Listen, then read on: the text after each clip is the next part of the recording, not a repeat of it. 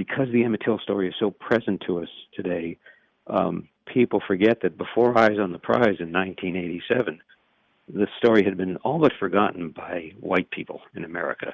African Americans remembered it. They carried it into the civil rights movement. They told it in their families to their children as a cautionary tale.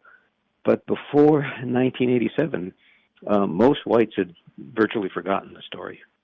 You say you bring a perspective from the Chicago area, and I'd like to focus on that. Of course, Emmett Till being from Chicago, his mother having the open casket, which propelled this story, this horrible crime, into the civil rights movement, propelling the whole movement itself. So what can you tell us about the reception in Chicago? A few things to say. First of all, the idea that there's a connection between Chicago or the Great Lakes states or the North and Mississippi in the South is nothing new. The Great Migration that we talk about of African Americans north didn't just take place early in the century. It continued through the Second World War, past the Second World War. The Till family had all come from the Deep South. Mamie Till Bradley, she was brought as a baby, as a child, at age 2. From Mississippi to the north, because there were jobs, there was opportunity, there was a little more freedom, the possibility of voting, a little better schools and longer school terms for kids. So it's a connected story that way to begin with. When Emmett Till's body was brought back to Chicago after the murder, and Mamie Till Bradley made the decision to have an open coffin to let photographers photograph him, his just destroyed face. And publish those photographs in Jet. They were not published in the mainstream American press. They were published in the black press, in Jet magazine, the Chicago Defender.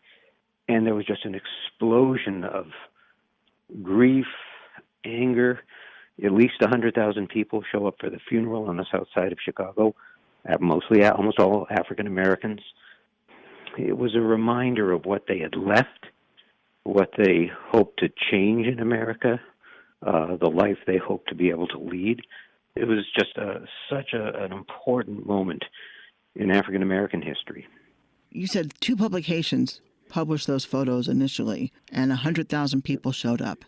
Word of mouth had to play a part in that.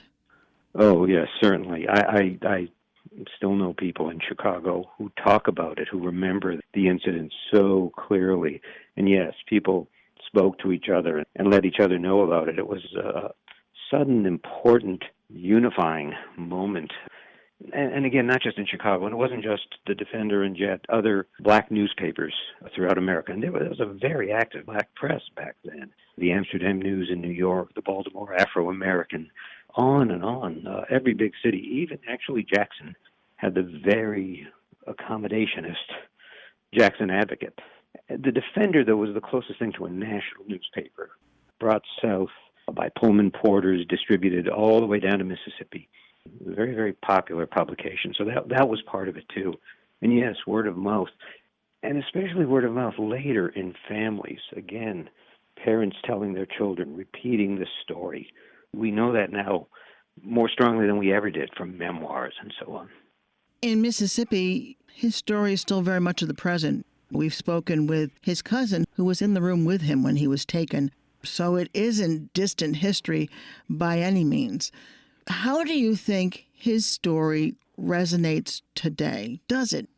It's a very, very important story today, and increasingly so. This is the interesting thing. Again, you can do engrams in Google and see the increasing numbers of times that the name Emmett Till appears in print. Pretty much steady increase, especially since Eyes on the Prize.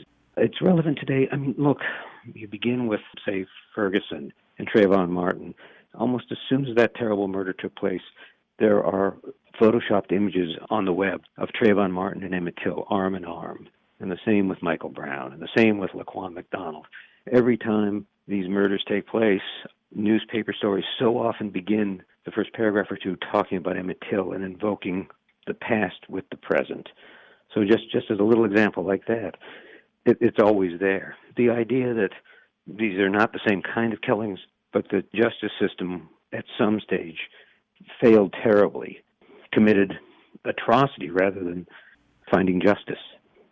Elliott Gorn is the author of Let the People See, the Story of Emmett Till. Elliott, thank you so much for being with us. My pleasure. Thank you.